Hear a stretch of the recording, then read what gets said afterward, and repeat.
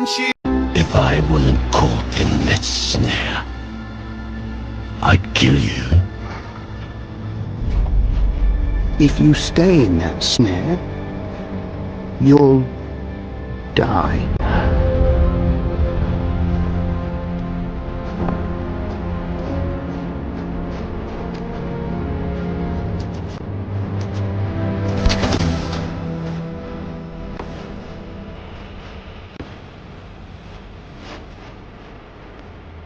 Brace yourself for a tale of bravery and destiny. This is how Queen Esther saved her people. In ancient Persia, Esther, a Jewish girl, becomes queen. But her people are in danger. A decree threatens the lives of all Jews.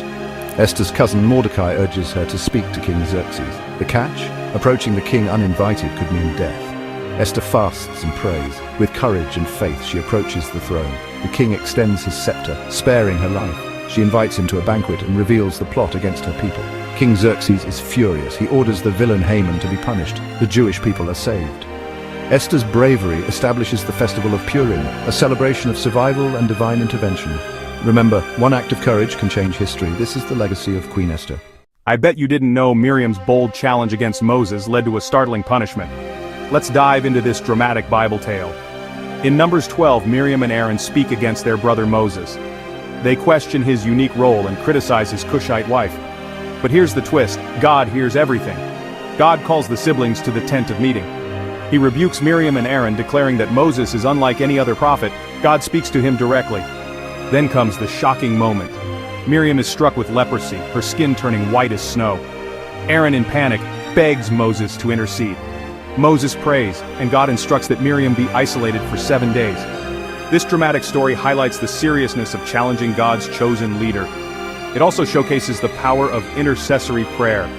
Moses' prayer leads to Miriam's eventual healing and restoration. So, remember, humility and respect for divine authority are paramount. And never underestimate the power of prayer. Like and subscribe for more awe-inspiring Bible stories. Ever seen an iron axe float? Let's dive into a miracle from ancient times. In the Bible, 2 Kings chapter 6 verses 1 through 7, we find an amazing story. Elisha, a prophet, was with a group of men who were cutting down trees near the Jordan River. Suddenly one man cried out in panic, "Oh no, my lord, it was borrowed." His iron axe head had flown off and sunk into the water. Imagine the despair. Losing something borrowed can be terrifying, but Elisha, calm and confident, had a plan. He asked, "Where did it fall?" The man showed him the spot, and Elisha cut a stick and threw it there. And then the unbelievable happened. The iron axe head floated to the surface. Elisha told the man, "Lift it out," and he did. This miracle shows us the power of faith and divine intervention. Even in our moments of distress, remember, there's always hope. Isn't that incredible? Thanks for watching. Follow for more amazing stories from the Bible. Let me tell you about Jonah. Yeah, the guy who got swallowed by a big fish. So God tells Jonah to go to Nineveh and warn them to change their ways. But Jonah, he runs the other way. He hops on a ship, trying to escape God's plan. Then this massive storm hits, and the sailors are freaking out, thinking they're all gonna die. Jonah finally admits, "This is because of me. I'm running from God. Throw me overboard and the storm will stop." The sailors don't want to at first, but eventually they do it, and sure enough, the storm calms instantly. Now here's where it gets crazy. Jonah gets swallowed by a giant fish. Not for an hour or two, but for 3 whole days. He's inside the fish, praying, repenting, realizing he can't hide from God. After those 3 days, the fish spits him out onto dry land. And guess what? Jonah finally goes to Nineveh. The whole city turns from their evil ways, and God spares them. Jonah learned the hard way. You can't outrun God's calling. In a small village, a miracle was about to unfold. What really happened in Bethany? Hold on tight, this story will amaze you. In the town of Bethany, Lazarus, the brother of Mary and Martha, fell gravely ill. Despite their urgent plea, Jesus arrived 4 days after Lazarus was buried, but Jesus had a plan. He asked to be taken to the tomb, and filled with compassion, Jesus wept. Then he did something extraordinary. Jesus called out in a loud voice, "Lazarus, come out." And guess what? Lazarus walked out of the tomb, alive and well. This miracle showed Jesus' divine power and brought many to believe in him. Lazarus' resurrection is a powerful reminder of hope, faith, and the incredible things that can happen when we believe. Want to dive deeper into more amazing stories like this? Hit that like button and follow for more miraculous moments from the Bible. Here's a story you might have heard, but it never gets old. It's about a guy named Daniel. So Daniel's living in Babylon, but he's still faithful around him aren't. The king at the time, Darius, really liked Daniel, but some of the king's officials didn't. They were jealous of Daniel because he was wise and had a lot of favor. So they came up with a plan. They convinced the king to make a law that said, no one can pray to anyone except the king for 30 days. And if they do, they get thrown into a den of lions. Harsh, right? He didn't care. He kept praying to God, just like he always did. So the officials caught him and told the king. Darius was upset. He liked Daniel, but the law was the law. So Daniel gets thrown into the lion's den. Now here's the part that blows my mind. God sends an angel to shut the mouths of all night in there, and not a single scratch. The next morning, the king runs to the den, hoping Daniel's still alive, and when he sees him unharmed, he pulls him out and declares that Daniel's God is the real deal. Daniel's faith saved him from the lions. All right, quick story for you. There's this guy named Zacchaeus, total outcast tax collector. Nobody liked him. But one day Jesus is passing through his town, and Zacchaeus wants to see him. Problem is he's short, like really short, so what does he do? Climbs a tree. Yep, grown man up in a tree just to get a look at Jesus. Now here's the crazy part. Jesus stops, looks up and says, Zacchaeus, come down. I'm coming to your house today. Everyone's shocked. Why is Jesus hanging out with this guy? But Zacchaeus is so moved, he says, I'm giving half my stuff to the poor, and if I've cheated... But Zacchaeus is so moved, he says, I'm giving half my stuff to the poor, and if I've cheated anyone, I'll pay them back 4 times. Jesus just smiles and says, salvation has come to this house. One moment with Jesus and Zacchaeus' life is completely changed. Isn't that something? Throughout the rich tapestry of the Bible, divine power has split the seas for the faithful. The most famous account chronicles Moses parting the Red Sea, creating a path for the Israelites' escape from Egypt. This miraculous event showcased God's might, helping the Israelites cross on dry ground while the pursuing Egyptian army was swallowed by the returning waters. Similarly, Elisha demonstrated God's power by striking the Jordan River with Elijah's mantle, parting its waters so he could pass through. But Elisha was not the first to experience this miracle. His mentor, Elijah, had performed the same act earlier using the same cloak. Each time, the parting of the waters symbolized divine intervention and the solidification of God's covenant with his people. These events highlight that with faith and divine backing, even the most insurmountable obstacles can be overcome. The splitting of seas in the Bible remains a testament to the enduring power of faith and the remarkable acts of divine providence. What I wish I knew about Joshua instead of superheroes, his story is epic. So, here's the scoop. Joshua, leader of the Israelites, faced the mighty city of Jericho. Walls so thick they seemed unbreakable. But Joshua had a secret weapon, faith and a divine plan from God. 7 days, 7 marches, 7 priests blowing trumpets. Sounds like a recipe for success, right? On the 7th day, they marched 7 times around the city, gave a mighty shout, and boom! The walls came crashing down. It wasn't the army's strength, but their faith in God's promise that won the day. Joshua's story teaches us that with faith, even the impossible crumbles. So next time you're facing a wall in your life, remember Joshua and Jericho. Stand strong, have faith, and let your shout be heard. Like and subscribe for more incredible Bible stories. See you next time. Moses trudged through the sun-scorched desert, his flock of sheep following closely, when a strange sight caught his eye. In the distance, a bush blazed with fire, yet it remained unconsumed by the flames. He halted, staring in bewilderment at the miraculous spectacle unfolding before him. Gripping his staff tightly, Moses approached, the heat of the flames strangely absent. Suddenly, a powerful voice called out, "Moses, Moses," causing him to freeze in place. The voice commanded him to remove his sandals, declaring the ground as holy. Trembling, Moses obeyed, feeling the sacred weight of the moment as he fell to his knees. He bowed his head, overcome with awe and fear, realizing he was in the presence of the God of his ancestors, as the bush burned on, unquenched. The earth was full of wickedness and people had turned away from God. Violence and corruption spread everywhere. God decided to bring judgment, but one man stood out. Noah. Noah was righteous and walked faithfully with God.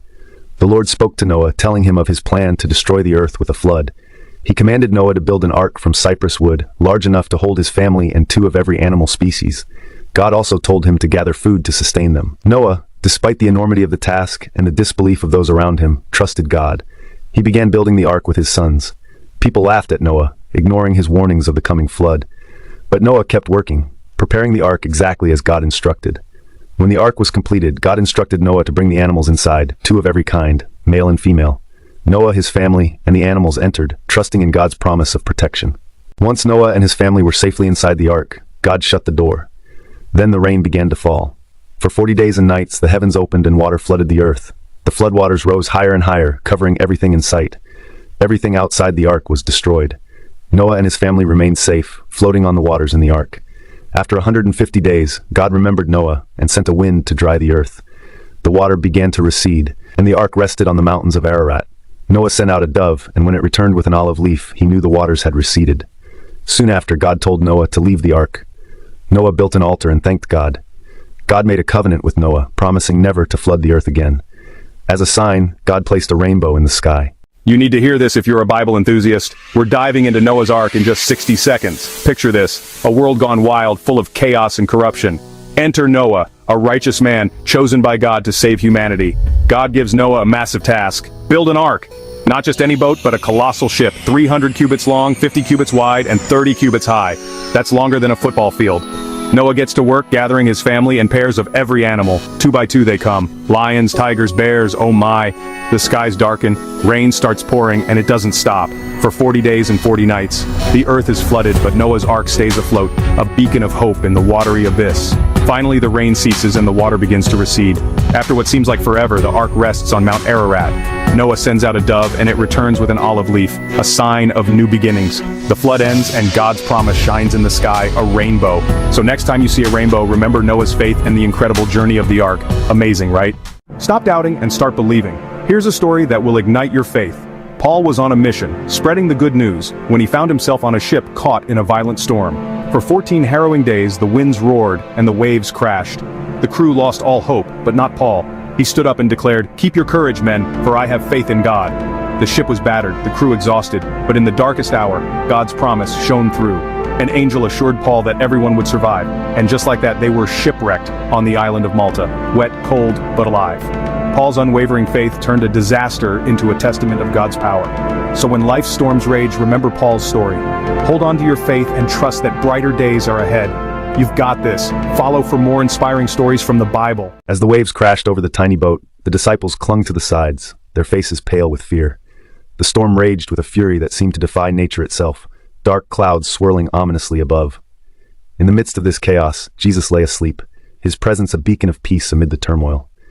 Desperate and terrified, the disciples shook him awake, pleading for help as the boat threatened to capsize. With a calmness that contrasted sharply with the storm, Jesus stood and stretched out his hand. His voice, firm and steady, commanded, "Peace, be still." And in an instant, the raging winds and violent waves subsided. The sea became as smooth as glass, and an awe-struck silence fell over the disciples. In that moment, they marveled at his power, realizing that even the forces of nature obeyed him. 10 men stood at a distance, covered in leprosy, crying out, "Jesus, Master, have mercy on us." Jesus looked at them with compassion and said, "Go, show yourselves to the priests." As they went, their skin was healed, their sores disappeared. Joy filled their hearts as they realized they were clean. But only one turned back. He fell at Jesus' feet, praising God, and thanked him. Jesus asked, "Were not all 10 cleansed? Where are the other 9? Has only this foreigner returned to give praise to God?" Then Jesus said to him, "Rise and go. Your faith has made you well." On one journey, a man was traveling from Jerusalem to Jericho. Along the way, he fell into the hands of robbers. They stripped him, beat him, and left him half dead by the roadside. A priest happened to be going down that same road. When he saw the man, he passed by on the other side. Next, a Levite came to the place, saw the man, and also crossed to the other side. But then a Samaritan, as he traveled, came where the man was. When he saw him, he took pity on him. He went to him and bandaged his wounds, pouring on oil and wine. Then he put the man on his own donkey, brought him to an inn, and took care of him. The next day, he gave 2 denarii to the innkeeper. "Look after him," he said, "and when I return, I will reimburse you for any extra expense you may have." Jesus asked, "Which of these 3 do you think was a neighbor to the man who fell into the hands of the robbers?" The answer was clear, the one who had mercy on him. Jesus replied, "Go and do likewise." A shepherd had 100 sheep. One day, one of them wandered away. Leaving the 99 behind, the shepherd went searching for the lost one. He didn't stop until he found it. And when he did, he rejoiced. He placed the sheep on his shoulders and celebrated its return. Jesus told this story to show that God cares for each of us, like that lost sheep. Even when we wander, he seeks us out. There's more joy in heaven over one lost soul that's found than over 99 who don't need saving. Cain and Abel, sons of Adam, both bring offerings to God. Abel offers his finest lamb, and God is pleased. Cain brings fruits from his crops, but God does not accept them. Jealousy burns within Cain. God warns him, "Sin is crouching at your door, but you must master it." Ignoring the warning, Cain lures Abel into the field. In a moment of rage, he strikes his brother down. God asks, "Where is your brother Abel?" Cain coldly replies, "Am I my brother's keeper?" For his sin, Cain is cursed, marked, and sent to wander the earth in exile. In a time when the earth was filled with wickedness, God chose one righteous man, Noah, to save creation from a great flood. God commanded Noah to build a massive ark from wood, large enough to hold his family and 2 of every kind of animal. As the rains began, the flood covered the earth for 40 days and nights. Everything outside the ark was washed away. After months adrift, the waters finally receded. Noah sent out a dove, and it returned with an olive leaf, signaling dry land. Noah and his family emerged from the ark, and God made a covenant with them, promising never to flood the earth again. The rainbow became a sign of that promise. The story of Noah reminds us of faith, obedience, and God's enduring promise. Am I the only one amazed by a man who commands the winds? This is the story of Jesus calming the storm, and it's nothing short of miraculous. Picture this. Jesus and his disciples are on a boat. Out of nowhere, a massive storm hits, waves crashing, wind howling, chaos everywhere. The disciples, terrified, wake Jesus up, shouting, "Lord, save us!" And what does Jesus do? He stands up, stretches out his hand and says, "Peace, be still." Instantly, the wind dies down. The sea becomes as calm as glass. Just like that. The disciples look at each other in awe, asking, "Who is this man?" Even the winds and the waves obey him. This isn't just a story, it's a testament to Jesus' power and divinity. And it all happened in the blink of an eye. Amazing, right? Stay tuned for more incredible stories from the Bible. One day, Jesus sat near the temple treasury, watching as people gave their offerings. Many rich people came by, placing large amounts of money into the collection box. Then, a poor widow approached. She dropped in 2 small copper coins, worth only a few cents. Jesus called his disciples over and said, "Truly, this poor widow has given more than all the others. They gave from their wealth, but she, out of her poverty, gave all she had to live on." The widow's gift showed that it's not about how much you give, but the heart behind it. Why are there not more people talking about baby Moses? His story is totally inspiring and full of surprises. Let's unravel it together. So picture this, ancient Egypt. Pharaoh's got a crazy rule to harm all Hebrew baby boys, but Moses' mom has a plan. She hides him in a basket and sets him afloat on the Nile River. Guess who finds him? The Pharaoh's own daughter. She sees the basket, hears the baby cry, and her heart melts. She decides to raise him as her own. Talk about a plot twist. Moses grows up in the palace, but he never forgets his roots. This tiny baby in a basket goes on to lead his people to freedom. Yep, that Moses. So next time you see a basket, remember baby Moses and how one brave mom's clever plan changed history. Keep being awesome and catch you in the next story. Shadrach, Meshach, and Abednego refused to bow to the golden statue of King Nebuchadnezzar. Furious, the king ordered them to be thrown into a fiery furnace, heated 7 times hotter than usual. But when the king looked inside, he saw not 3 men, but 4, unharmed and walking in the fire. He called them out, and they emerged without even a hair singed. Nebuchadnezzar declared, "No other god can save like this." Their faith stood firm, and God delivered them from the flames. This is why you need to hear the story of Jesus' birth, because it's a night that brought hope to all. In a humble town called Bethlehem, a young woman named Mary gave birth to a baby boy. This baby was Jesus, the Son of God. There was no room at the inn, so he was born in a stable. Shepherds in the field saw a bright star and heard angels singing. They followed the star and found baby Jesus wrapped in cloth, lying in a manger. Wise men from the east brought gifts of gold, frankincense, and myrrh. They knew this child was special, the Savior sent to bring light into the world. And that's the story of the miraculous birth of Jesus Christ. A night of wonder, a night of hope. In the days before the flood, the earth was filled with wickedness. Humanity had turned away from goodness, and violence filled the land. But there was one man, Noah, who walked with God. In a world consumed by evil, he remained righteous and faithful. God warned Noah of a great flood that would cleanse the earth. He commanded Noah to build an ark, a vessel of salvation for his family and the animals. Noah obeyed, and as he worked, the animals came to him. 2 of every kind, guided by the hand of God. When the ark was complete, God shut the door, and the rains began to pour. For 40 days and 40 nights, the floodwaters rose, covering the earth. All life outside the ark was washed away. After the rain ceased, Noah released a dove to search for dry ground. The dove returned with an olive branch. When the waters finally receded, the ark rested on the peaks of a great mountain. God made a covenant with Noah, promising never to flood the earth again.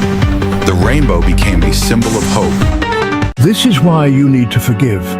The parable of the unforgiving servant is a must-hear story. So here's the scoop.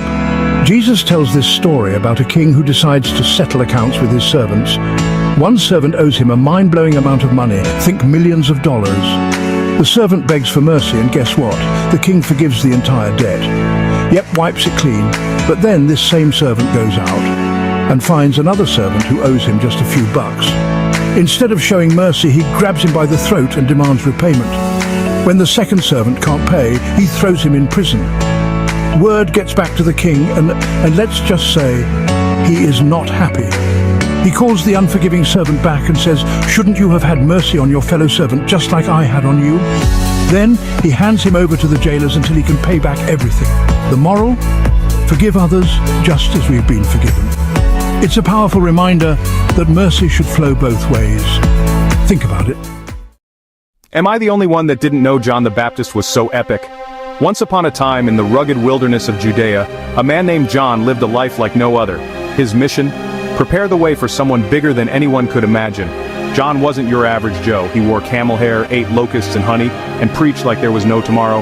He baptized people, urging them to turn their lives around. And who did he baptize? That was a game changer. Jesus Christ himself. But John's story isn't all sunshine and rainbows. He called out the powerful, including King Herod. This bold move landed him in prison, and eventually it cost him his life. John's legacy? A fearless prophet who paved the way for the Messiah. His life teaches us the power of faith, the importance of standing up for what's right, and the ultimate sacrifice. So next time you think of John the Baptist, remember, his story is one of incredible courage and unwavering faith. The wedding at Cana was filled with joy and laughter, but an unexpected problem was brewing. The wine had run out, leaving the host embarrassed and the guests disappointed. Mary, the mother of Jesus, knew her son could help and approached him with quiet faith. "They have no more wine," she softly informed him, her eyes reflecting deep trust. Jesus instructed the servants to fill 6 stone water jars, each holding 20 to 30 gallons, with water. Then, he told them to draw some out and take it to the master of the banquet. To everyone's amazement, the water had turned into the finest wine they had ever tasted. This miraculous transformation was Jesus' first public sign, revealing his glory and deepening the faith of his disciples. Why did Moses and the Israelites wander for 40 years? Let's unravel this epic journey. It all started with the Exodus from Egypt. Moses, our fearless leader, parted the Red Sea and led the Israelites out of slavery. But freedom wasn't immediate. They faced deserts, doubts, and divine tests. Moses climbed Mount Sinai and brought down the 10 Commandments. Meanwhile, the Israelites, they built a golden calf. Oops. Despite the detours, Moses kept the faith strong. Water from a rock, manna from heaven, he kept them going. But remember, due to some missteps, Moses never set foot in the promised land. Yet his legacy? Unstoppable faith, relentless leadership, and an epic journey that inspires to this day. So next time you face a challenge, remember Moses and keep moving forward. They dragged her in, threw her to the ground, dust rising as she fell. Caught in the act, they said. "Teacher," they called out, "this woman was caught in adultery. The law of Moses commands us to stone such women. What do you say?" Jesus didn't answer right away. Instead, he knelt down, tracing something in the dirt with his finger. The silence stretched, tension thick. Then he stood, looked them in the eye, and said, "Let the one without sin be the first to throw a stone." No one moved. Slowly, one by one, the stones dropped to the ground. They all turned and walked away. He looked at her. "Where are they? Has no one condemned you?" She shook her head, whispering, "No one, Lord." "Then neither do I. Go and leave your life of sin." And with that, he left, and the crowd faded into nothing. Ready to have your mind blown by some Moses facts? Fact 1. Moses had a speech impediment. Fact 2. His brother Aaron helped him talk. Fact 3. The Red Sea? It's actually the Sea of Reeds in Hebrew. Fact 4. Moses' staff turned into a snake. Fact 5. Moses was 80 when he confronted Pharaoh. Fact 6. He broke the first tablets seeing the golden calf. Fact 7. He climbed Mount Sinai twice. Fact 8. Moses' face glowed after chatting with God. Fact 9. He wrote the first 5 books of the Bible. Fact 10. Moses never entered the Promised Land. His burial site is still a mystery.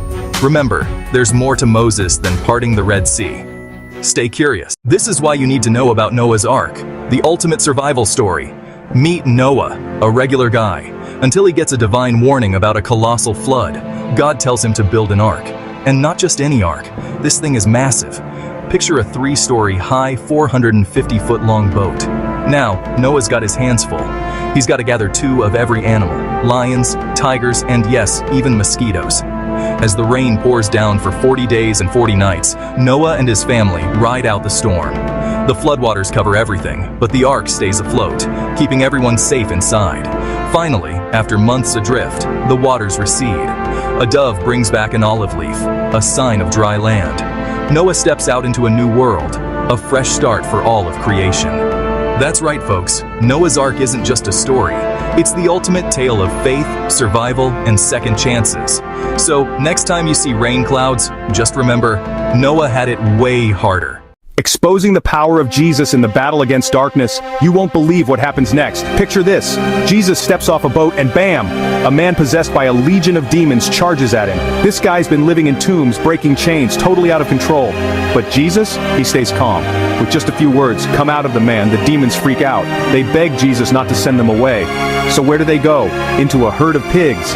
And those pigs, they rush down a steep bank and drown in the lake. Wild, right? The townspeople, they're in shock.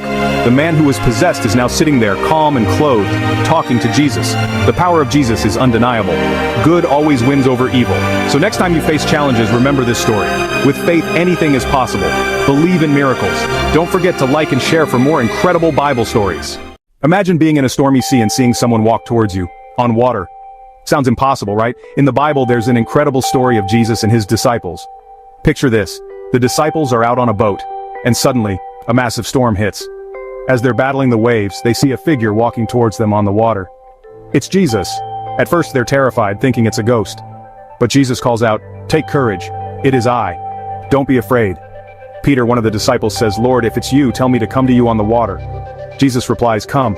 Believe it or not, Peter steps out of the boat and walks on water towards Jesus. But as soon as he gets scared and starts to sink, Jesus reaches out and saves him. This story isn't just about a miracle. It's about faith, trust, and the power of Jesus. Isn't that amazing? Like and subscribe for more incredible stories from the Bible. If you think your life has plot twists, wait till you hear the story of Abraham and Isaac. Brace yourself. God commanded Abraham to do the unthinkable, sacrifice his beloved son, Isaac. Imagine the turmoil in Abraham's heart. But without hesitation, Abraham obeyed. They journeyed to Mount Moriah, and Isaac, carrying the wood, asked, "Father, where is the lamb for the sacrifice?" Abraham replied, "God will provide." At the final moment, as Abraham raised the knife, an angel's voice stopped him. "Do not lay a hand on the boy." God provided a ram instead, rewarding Abraham's unwavering faith. This story reminds us, when faith is put to the test, trust in his plan. Abraham's ultimate test wasn't just about sacrifice. It was about faith, trust, and divine provision. Why do 100% of believers cherish this miracle? It's the story of how Jesus healed Bartimaeus, the blind man. Imagine this, Bartimaeus, a blind beggar sitting by the roadside in Jericho. He hears a crowd and realizes it's Jesus passing by. With all his might, he shouts, "Jesus, Son of David, have mercy on me!" People around him try to hush him, but Bartimaeus yells even louder. Jesus stops. He calls Bartimaeus over and asks, "What do you want me to do for you?" Bartimaeus, filled with faith, says, "Rabbi, I want to see." Then, the miraculous moment. Jesus says, "Go, your faith has healed you." Instantly, Bartimaeus' sight is restored. He follows Jesus, praising God. This isn't just a story. It's a testament to the power of faith and the miracles of Jesus. So next time you're facing a challenge, remember Bartimaeus and keep the faith. Like, share, and subscribe for more miraculous stories from the Bible. Are you ready to witness a miracle? Let's explore how Jesus changed lives with just a few words. Picture this. Jesus is walking into a village. When 10 men with leprosy, a terrible disease, cry out to him from a distance. They're desperate, shouting, "Jesus, Master, have pity on us."